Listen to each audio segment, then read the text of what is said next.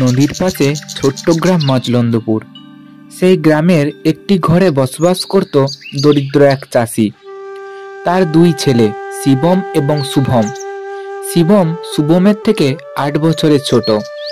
শুভম আর শিবম সকালবেলায় বনে চলে যায় কাঠ কাটার জন্য।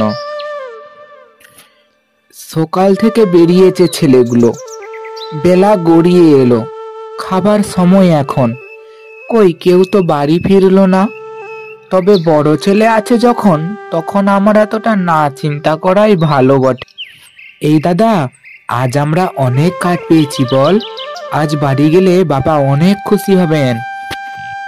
হ্যাঁ, ঠিক কথা বলেছিস। তবে সব কাঠ তো তুই নিজেই কাটলি। আমি তোর বড় দাদা হয়েও কিছুই করতে পারলাম না রে। দে দেখি কাঠগুলো, তবে আমার মাথায় দে, আমি কাঠগুলো বয়ে বাড়ি নিয়ে যাই। না দাদা, তার কোনো দরকার নেই।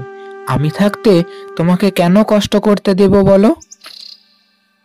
এইরকম জোরজাবস্তি করে বাবার কাছে নিজের শেষ সুনামটুকু অর্জন করার জন্য কাঠের বোঝা সে তার মাথায় তুলে নেয় বড় দাদা শুভম। বাহ, এই তো, এই না হলে আমার বড় ছেলে শিবম নিজের ভাইকে একটুকুও কষ্ট করতে দেয় না। গ্রামের এক পাশে একটা চায়ের দোকান ছিল।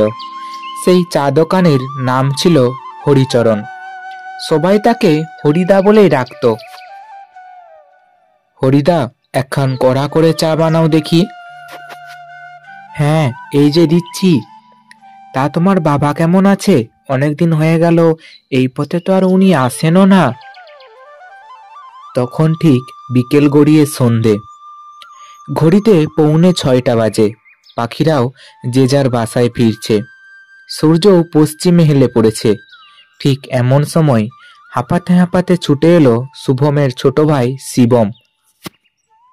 দাদা দাদা, শিগগির বাড়ি চলো, বাবার শরীরটা কেমন করছে, বুকের যন্ত্রণায় বাবা একেবারে একেবারে যেন ছটফট করছে।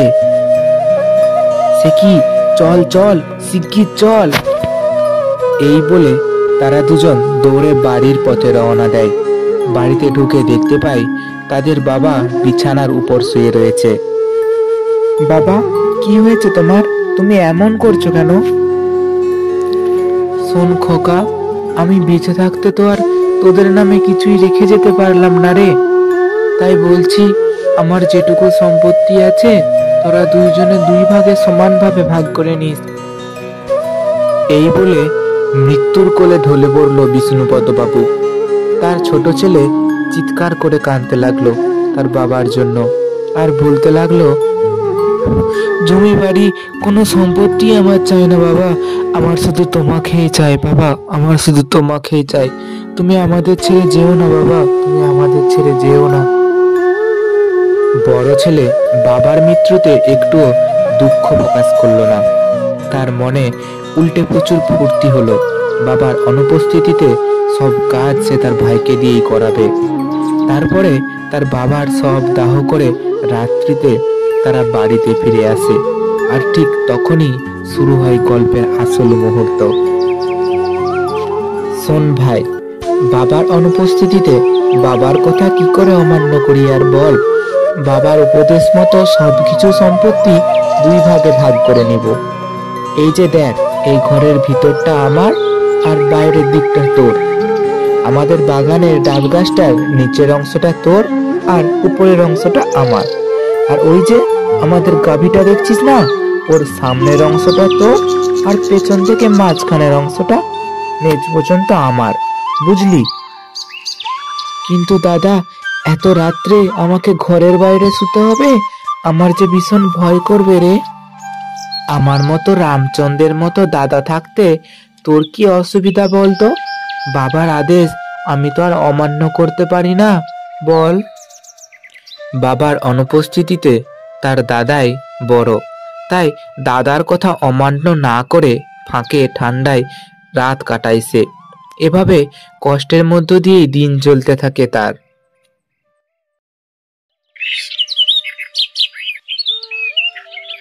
কিরে, গরুটার যত্ন নিচ্ছিস তো? খুব ভালো করে খাওয়াবি কিন্তু। হ্যাঁ, খাওয়াবো দাদা, কিন্তু তুমি আমাকে দুধ খেতে দেবে তো? হ্যাঁ রে, ইচ্ছে তো হয় দি, কিন্তু কি আর করি বল, বাবার আদেশ তো আর অমান্য করতে পারি না। যদি আমার খাওয়ার পর কিছুটা বেঁচে থাকে তোকে নিশ্চয়ই দেব কিন্তু। হরিদা, একখান কড়া করে চা বানাও দেখি, অনেকদিন হলো তোমার চা আর খাওয়া হয়নি। হ্যাঁ, এই যে দিচ্ছি। তা বাবা শুভম, বাবা মারা যাওয়ার পর জমি জায়গা বেশ ভালোই তো ভাগ করেছো শুনলাম। তাতে আপনার কি? আমাদের দুই ভাইয়ের ব্যাপার, আমরা নিজেরা বুঝে নেব, আপনাকে আমাদের ব্যাপারে নাক গলাতে হবে না। শুনুন শুনুন শুনুন, শুনুন সকল গ্রামবাসী বৃন্দ, শুনুন দিয়ামন। আমাদের মহারাজ কৃষ্ণচন্দ্র গতকাল দেশ ভ্রমণের সময় তার আংটিটি আঙুল থেকে খুলে পড়ে যায়। যে স্বনামধন্য ব্যক্তি ওই স্বর্ণ আংটিটি উদ্ধার করতে পারবে তাকে মহারাজা 10 বিঘা জমি এবং 100 স্বর্ণ মুদ্রা পুরস্কার করবেন। শুনলে শুভম, একটু চারিদিকে খুঁজে তো দেখতে পারো, পেলে তো নেহাত মন্দ হতো না। আর শোনো, সন্ধ্যেবেলায় একবার তোমার ভাইকে আমার দোকানে পাঠিয়ে দিও তো। কি যে করি, এই সোনার আংটিটা খুঁজে পেলে নেহাত তো মন্দ হতো না। পরের দিন একটু চারিদিকে খুঁজে দেখব পাই নাকি। রাত্রিবেলা যখন শিবম ঘরের ফাঁকে ঘুমোচ্ছিল, এমন সময় তার বাবার ডাকে তার ঘুম ভেঙে যায়। সে দেখতে পায় তার বাবা চোখের সামনে দাঁড়িয়ে রয়েছে। বাবা, বাবা, কেমন আছো তুমি? আমার প্রণাম নিও। হ্যাঁ রে বাবা, ভালোই আছি। তোর এত কষ্ট আমি আর সহ্য করতে পারছি না রে। শোন বাবা, তোকে একটা কথা বলি। ওই নীল দিঘিতে একটা বড় মাছ আছে, সেই মাছের পেটেই আছে সেই মহারাজের স্বর্ণের আংটিটা। এটা বলার পরে তার বাবা আবারও অন্ধকারের মধ্যে অদৃশ্য হয়ে যায়, আর সে আবারও ঘুমিয়ে পড়ে পরের দিনের অপেক্ষায় সে সেই নীল দিঘিতে যায়। তারপর একখানা জাল নিয়ে সে নদীতে দীর্ঘক্ষণ যা ফেলতে থাকে।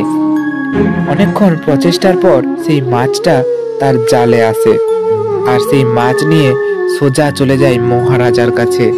কি হে বালক, কি চাই তোমার? মহারাজ, আমার প্রণাম নিবেন। এখানে এই মাছটির পেটে আপনার সেই হারিয়ে যাওয়া স্বর্ণ আংটিটি রয়েছে। কে আছিস? এই মাছটাকে নিয়ে যা, আর কেটে দেখ তো এর পেটে কিছু পাওয়া যায় নাকি। এই যে মহারাজ, আপনার সেই সোনার আংটিটি। রাজ, তাহলে এবার আমার পুরস্কার? নিশ্চয়ই নিশ্চয়ই, পুরস্কার ঠিক সময় মতো তোমার ঘরে পাঠিয়ে দেব। দেখলে তো বন্ধুরা, সৎপথে সম্মানের সহিত কেমন পুরস্কার জিতল ছোট ভাই।